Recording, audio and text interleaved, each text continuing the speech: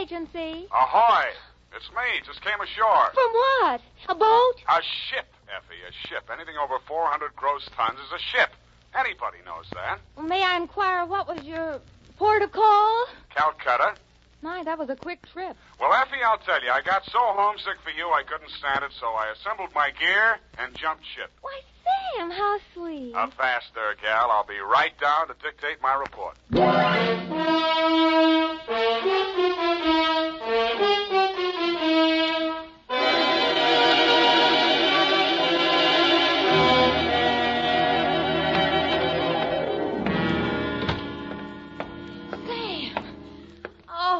You are alive. Bon voyage, Effie. I've been worried sick. Where have you been? On my way to Calcutta, sweetheart, where the dawn comes up like thunder. Sam, what are you talking about?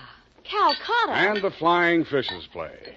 Ready, Effie? Sam, why did you want to go to Calcutta, of all places? I didn't, Effie. I hate Calcutta. I was shanghaied. To, Mr. Philip J. Fogg, purser, SS Lurene. How do you spell that, Sam? Lurene. Oh, that's pretty. Sam, how could you be shanghaied in this day and age? I mean, isn't it against the law? Stow it, Effie. You're pumping bilge water. Sam, I am not. From Samuel Spade, license number get 137596, when you have the time, regarding the Calcutta trunk caper. Dear Mr. Fogg, the following report will explain the enclosed voucher, which is a claim against your company for the amount of $500 and no cents. It will also answer any questions you might be asked concerning the recent unpleasantness on board your ship. It all started yesterday morning in San Francisco when my secretary announced briefly and caustically that there was a lady outside who wanted to talk to me. I judged that she was worth talking to. She was. Your secretary let me in. Well, I'm glad she did. What can I do for you? I'm Marcia Hopkins. I see. Mrs. Marcia Hopkins. I see. However, my husband is dead. I see. It's about my sister that I've come to you, Mr. Spade. I'm dreadfully worried about her. Who's your sister? Miss Constance Pendleton. And she's become involved with a ne'er-do-well, a completely worthless scoundrel, and a real foreign bluebeard. All three? It's one man, Mr. Spade. A Bulgarian, Major Andrea Rodnik. They're going to be married this afternoon, and I'm positive that his only interest is in her money. I'm convinced that he's going to kill her soon after the ceremony. He's done it to other wives in Europe. I've warned Constance and pleaded with her, done everything I could to stop it. But she's completely infatuated with him and refuses to listen to me. Mm-hmm. What do you want me to do? Prevent the marriage if you can. Get the truth about Rodnik's background and face Constance with it. Oh, Mr. Spade, in some way you've got to make her realize the seriousness of the situation.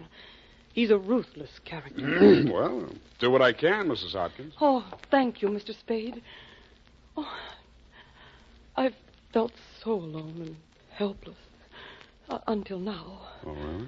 But you will do everything you can, won't you? We've got to save her life.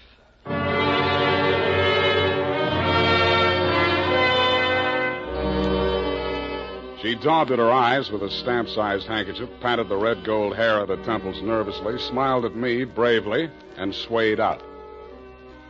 By telephone, I learned that the Vrodnik-Pendleton marriage license had been issued 4 days before, and that on the same day, Constance Pendleton had withdrawn a savings account to the tune of $45,000.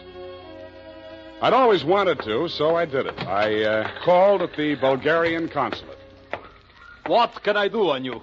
What do you know about Major Andrea Vrodnik? Ha! Andrea Vrodnik! On him we have hate, great sadness, with shame for the ground that walked under him. Oh? Ha! Andrea Vrodnik! Why is he so popular? On the devil he is driven without horns. 6 women he has killed. 6 times he has insulted the police of Europe by refusing to confess. We have proof of the murders, but never can we prove the proof on him. Yeah, sometimes it goes that way. Ha! Never do we find the bodies of the 6 women. Only their money in the name of Andrea Vrodnik. My pardon. Well, think nothing of it. You're just upset on you. You're interested on him. Why? You go to Europe? No, Vrodnik comes here. Ah, here on San Francisco. He marries again. So I'm told. Ah, Oh, by all the means, you must prevent it. Go to him, brave man. You do the world a service. Make violence on him. Even do you hang for it. Your name will live.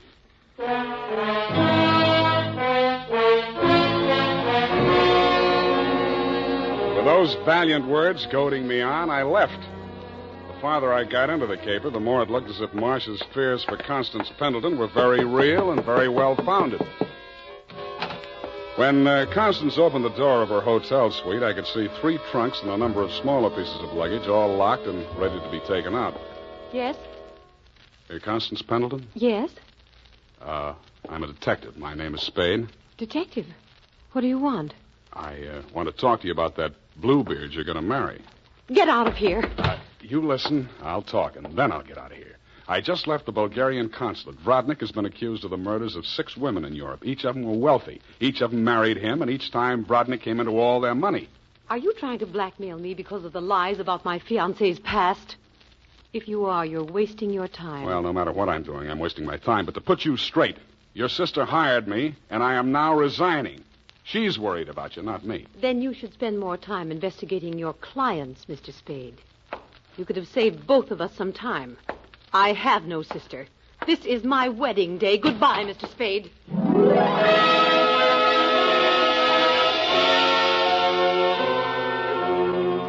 As I left the room, I maintained the stern facial expression I reserved for moments of great shock.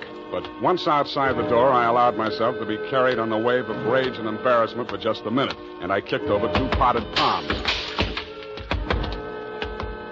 As I limped down the corridor, I was overtaken by none other than Marcia Hopkins. Did you see her? Let's talk about you first. Did you stop the marriage? Why did you really want that marriage stopped? But I told you. You told me you were her sister. Oh. She said she didn't have any sister. All right, Sam, I did lie to you about that. But I'll tell you who I really am. I don't want to know who you are. I don't ever want to know. All I want from you is my honestly earned fee and a brief but permanent goodbye. Oh, no, Sam, please listen to me. We've got to save that girl. I have $500. That's all I have. Would it be enough? What's your real name? Marcia Vrodnik. Yes, he's my husband. I've been married to him for 10 years. We've traveled all over Europe, and I never knew where the money was coming from. He left me at times for 2 weeks or a month, and then when he'd come back, there'd be more money. I just realized that that's when he must have been killing those poor women. And I know that's what he's going to do this time. I just can't stand it. You've got to protect her. That should be easy. We'll let him get married and meet him at the door with a bigamy warrant. Then you will see me through this. I might. Oh. In my bag, there's $500. Take it. If we can't stop the marriage, then don't let him out of your sight. Not even for a minute. He's a beast, Sam. A beast.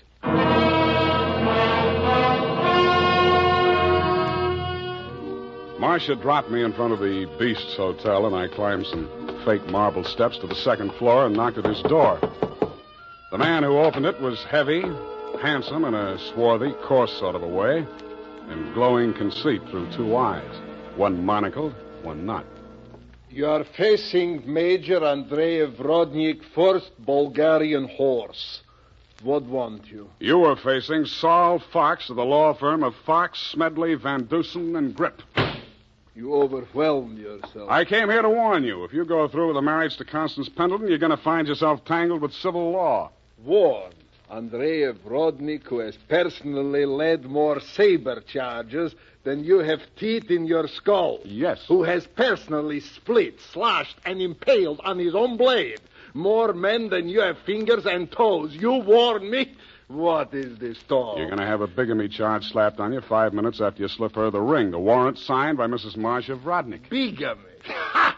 I laugh. This is not bigamy. Marcia's your wife, isn't she? That bigamy was committed when I married her. I had another wife then.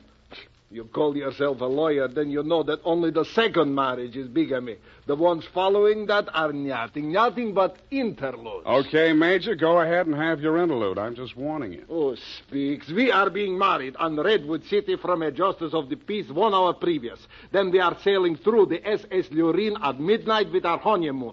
Already a droshky waits for the baggage and luggage. Go now before I'm losing my temper. If you're ever in Calcutta, look me up. Da!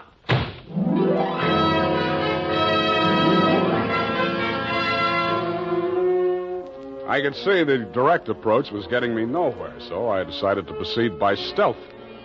I waited outside the building, and when he left, I tailed him. He made 4 stops. At a second-hand store, a hardware store, a surgical supply house, and an undertaker supply house.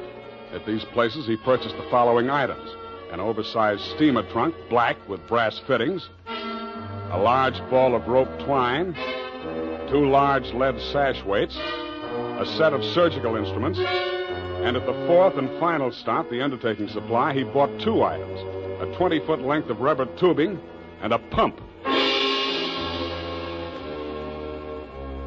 He returned to the second-hand store with his other purchases, put them inside the trunk, and ordered it sent up to Constance's hotel immediately, and thereupon it took himself to the same place. Marcia was waiting in the empty lobby when he went in. I crouched behind a pillar, turned up my hearing aid, and listened. Did you get the thing? Yeah. Now listen, my darling. We must work fast. As soon as the trunk arrives, before she has a chance to get to the telephone... Yes, Andre, but please, no cutting in the apartment. As you wish, my darling. Now, you know what you have to do. While I'm getting her into the trunk, you'll change her clothes, put on her traveling dress, the hat with the... What is it? What's the matter? Nothing. Come, we must make haste.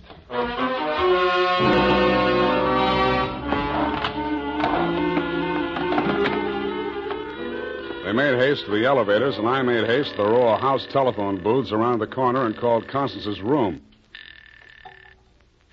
Hello? Mrs. Rodnick?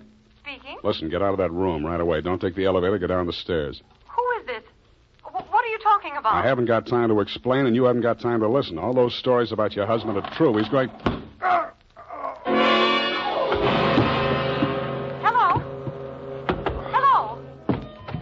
Are you still on the line? My hand clawed out to the door handle, but I couldn't reach it. I felt as if the walls were closing in around me, and just before it got dark, I had the crazy notion that I was inside Brodnick's big black trunk with the brass fittings. I could still hear Constance's voice way off in the distance, somewhere in the direction of Calcutta. I tried to shout to her, to warn her, and then the lid closed over me.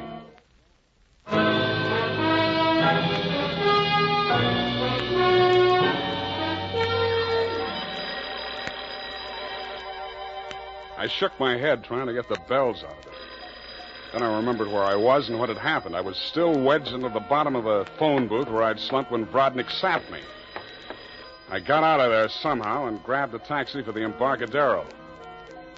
The time was 11:55. The SS Lurene was scheduled to sail at midnight.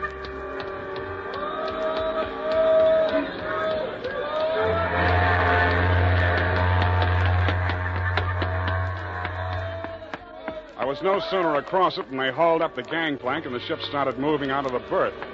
I didn't know where she was bound for, and I didn't much care. I checked the passenger list and found that Major and Mrs. Andreev Brodnick were in stateroom 12, A deck.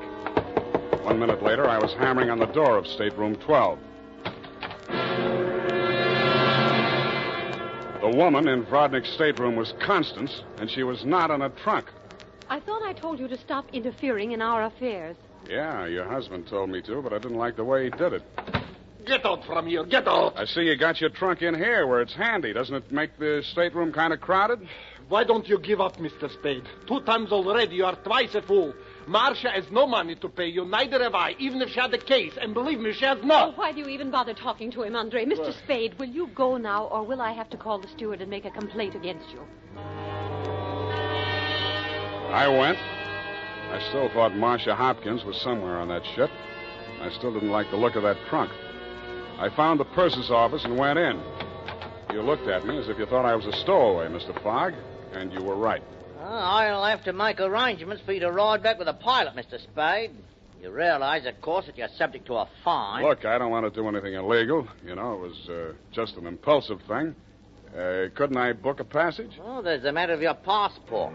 We could arrange your visa and so on in St. Pedro. We'll put in there in the morning. Well, that's good enough. How much is the fare? Oh, let me see. That's $483.87, exclusive of tax. Oh, hey, now, wait, I wasn't thinking of taking quite such an extensive voyage, you know. I just wanted to get a little sea air and... how much to Pedro? I'm afraid you don't understand, Mr. Spade. This is not a coastwise steamer. Our first official port of call is Calcutta. Yeah, I know, but... Calcutta? That's in India. But, don't you have something a little less expensive, like steerage or... There is only one stateroom available, number 14A deck. Take it or leave it. Okay, Calcutta.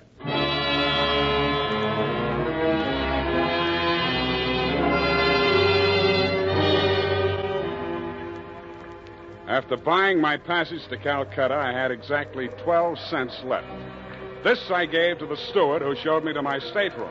He thanked me, kicked me in the shins, and left. Out on deck, a tall, red-nosed old gentleman in knickerbockers and a yachting cap was taking a turn around the deck. With him was a face I'd seen in the morning lineup down at the Hall of Justice a dozen times. He was a hotel thief by profession, name of Norman Gorman. He knew me, too, but he didn't give me a tumble. I fell into step with him. Ah, sea air. Nothing like it, am I right? Yeah, I guess it's okay, but there's so much of it. Bracing, salt spray. Nothing like it. Oh, yes, of course. Hey, Norman, my lad. I hate it.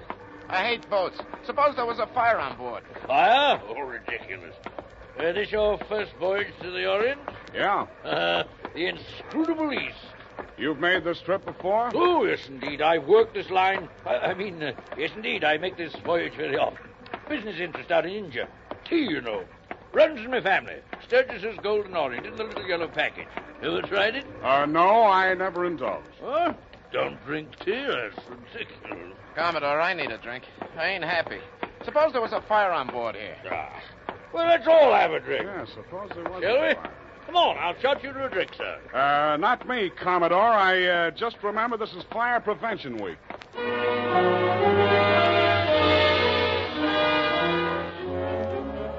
The nearest fire alarm to Brodnick's stateroom was on the companionway leading to the A-deck corridor. It was a glass-enclosed box with a small hammer hanging on a chain. I broke the glass and turned the key. In 3 seconds flat, the entire population of A-deck were shoving each other up the companionway, grabbing for life preservers as they went. The steward hammered on the door of stateroom 12, opened it, shouted inside, and Brodnick and Constance reluctantly came out. I ducked inside, grabbed the handle of the trunk, and started dragging it.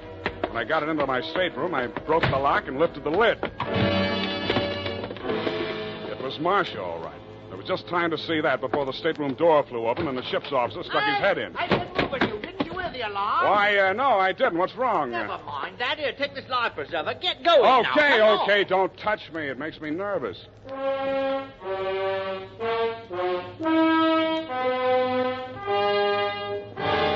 20 minutes later, the captain announced to the mob up on the deck that it was a false alarm, and the passengers drifted back to their cabins. I tried to look casual as I unlocked my stateroom door and walked in.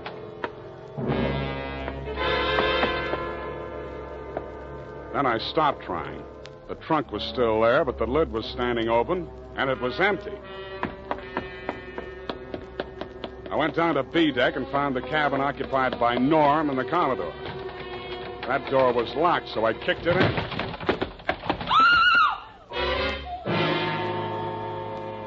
You could still see the marks on her wrists and ankles where the cord had been. It was the girl I had seen in the trunk. It was Marcia Hopkins, and she was very much alive. Oh, I'm sorry. I thought it was... Oh, what am I going to do? What am I going to do? You've got to help me, Sam. Why should I help you? He's crazy. They're both crazy. It all depends on who's in the trunk, doesn't it, Marcia? When it was Constance, you didn't think he was so crazy. Oh, don't you understand? I had to pretend that I'd help him. He was going to kill her right there in the hotel room. I told him it was too dangerous. If anybody looked in the trunk, it would be safer if she was in there alive. So he finally agreed and said he'd wait until we got out to sea to kill her. And then he was I know about that. Oh, the idea was so awful, I couldn't stand it. I started to scream, and then he stuffed the gag in my mouth and tied me up. He must have used chloroform or something, because the next thing I knew, I was in the trunk. And that little dark man was leaning over me. He and that old man with the knickers. They brought me here. So they pulled a switch on you. You were the fall gal all along. Oh, you've got to believe me. It was the only way I could save her life. You're the only one I can turn to, Sam. That little thief and the old man, they'd deliver me dead if there was an extra $25 in it. Oh, say you'll help me, Sam. Please say it. Well, when you ask me like that, what else can I say? Oh, you do believe me, darling. You do believe me. Come on, let's get out of here. I'm sorry, Mr. Spade. Please step back inside. I promised my associate, Mr. Gorman, that I would not allow this young lady to risk her life by leaving this cabin. You're getting into this caper at the wrong end, Commodore. It's wound up. They've bungled it. It's no good anymore. You may be right. But you understand my position, sir. I can't take any chances. You've talked to Mr. Gorman? Norm? Yeah, I talked to him. He took you into his confidence? Stop making with the pistol, Commodore. You don't know how to use it anyway. Oh, heavens, Norm. You're as white as a sheet. What is it? Oh, he's sick. Go get a doctor. Yes, indeed. Right away. Listen, Spade. Take her with you. Get out of here. I don't want no part of this. You got it bad, Norm. I'm sick, I tell you. The way I had it sized, this was a clean caper, a snatch. I figure the dame here's an heiress or something. Maybe they drop her off in L.A., connect some ransom, and go on. I figured there was enough for all of us. Oh, but that creep, that Rodnick, he's crazy. He's a regular Jack the Ripper. Stop babbling, Norm. Tell me what happened, exactly what happened. I get a sinking feeling in my stomach every time I think about it. Well, I go in, see? He's very smooth, very businesslike. He offers me a drink. I accept it. He mixes a couple of highballs for me and the dame, then he starts talking. I guess she don't know all about it before this, because she gets just sick as I do. First, I think he's kidding. Then he drags out this set of cutlery like a doctor uses to operate on people. Only he's got something else in mind. The porthole, you understand? Oh, please. I don't want to hear anymore. Being as it's you he has in mind, I don't blame you. My stomach. Hey, Norm. Norm. Here he is, the ship's surgeon. Oh, dear me. What? Stand away from him, please. Help me get him into the bunk. Sure, Doctor. Take the shade off that light, please. Yes. He's dead, isn't he? Oh, yes, he's dead, of course. Who poisoned him? I didn't waste any time answering him. I grabbed him by the arm. Before he could object, I was pushing him up the companionway to A deck. It was probably too late to save Constance's life. She'd drunk the same poison, and I was pretty sure she had, but if I was going to nail him for the murder of Constance, I had to get there before the evidence vanished. We got there just in time. I don't need to tell you what we saw, and I'd rather not. Rodnick rose slowly to his feet, clicked his heels military fashion, and bowed very low. The ship's surgeon. How opportune.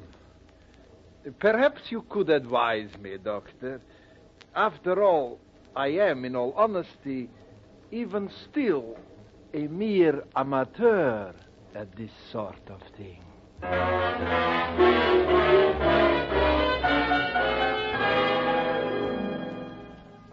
After Rodnick had been taken into custody, we took another turn around the deck. It was daylight, and the ship was lying to off San Pedro. This time, the fresh air really felt good, and so did Marcia. It's all over, Sam. Yes, sweetheart, it's all over. But not between us. Say it, Sam. Say it's not all over between us. How can it be? I knew it. I knew you felt the same way. All my life before, it's been like a terrible nightmare. It never really happened. But it did happen, sweetheart. Oh, but you can forget it, darling, can't you? Please forget it. I'd like to, Marcia. I really would. Hold me close, Sam. Never let me go. You're beautiful. Is that all, Sam? Nothing else? Yeah, lots else. That's why I think we better say goodbye right now. Because when I feel like this, I get foolish. And if I get foolish with you, I'm likely to wake up in a trunk someplace.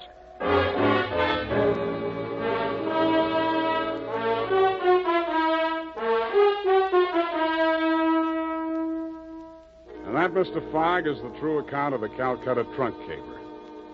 As my voyage was interrupted through no fault of my own, I trust you will advise your company to refund my passage minus the one-way trip to San Pedro. Period, and a report.